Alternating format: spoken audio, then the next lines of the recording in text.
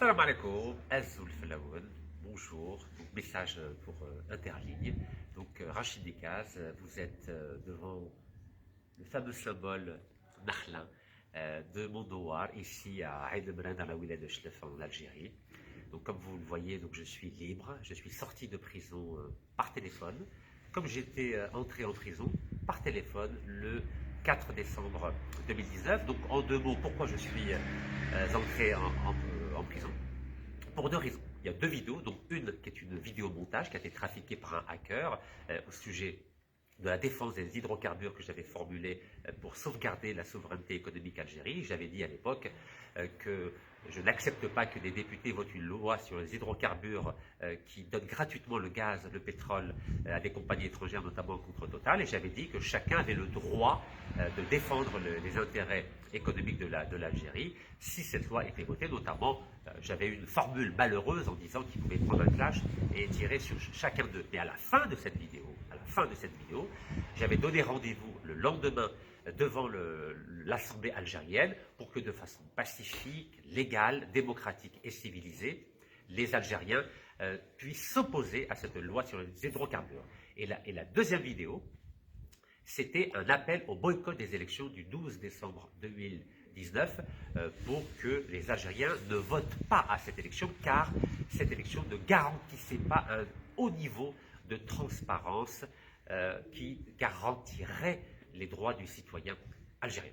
En tout cas, j'ai passé 443 jours de détention illégale et arbitraire, à la fois à la prison d'Orléans et à la prison de Lombis-Sénéchir, donc à 700 km au sud-ouest d'Algérie.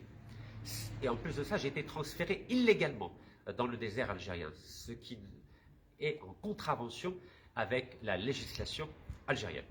Aujourd'hui, quel est mon objectif? D'abord, c'est de me soigner, car en prison, je suis tombé malade. J'ai eu un début de cancer de la prostate. Ma prostate a gonflé de 46% entre le 29 décembre et le 17 février. Donc, il y a deux échographies qui l'attestent.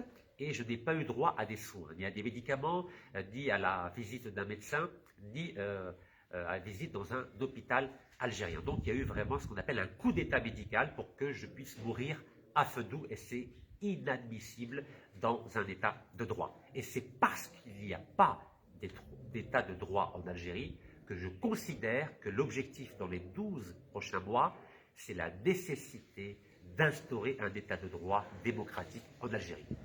En ma qualité de citoyen algérien, de militant et d'homme politique, je n'ai pas compétence dans le domaine juridique. C'est la raison pour laquelle j'ai décidé de défendre l'idée de la constitution d'un gouvernement de transition de la République algérienne, constitué principalement d'avocats du Hirak, qui ont fait leurs preuves depuis ces 2 ans en défendant les militants du Hirak partout en Algérie, à la fois dans le nord, dans les hauts plateaux et dans le désert algérien, de façon bénévole, à titre bénévole, et c'est exceptionnel.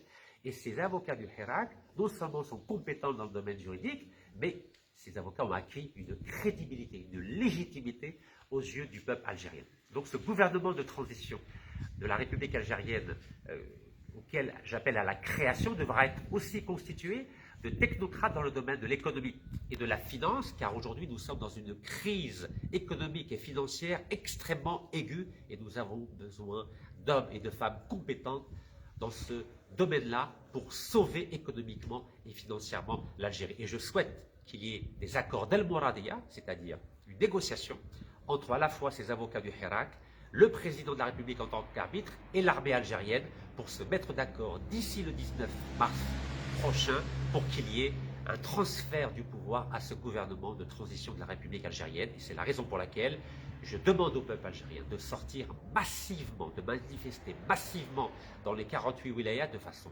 pacifique, légale, démocratique et civilisée pour apporter le soutien à la création de ce gouvernement de transition de la République algérienne. Et je serai à titre personnel à Mestralim demain, le 22 février, à partir de 14 h, pour participer au 2e anniversaire de cette révolution pacifique qui a fait la fierté du peuple algérien un certain vendredi 22 février 2019.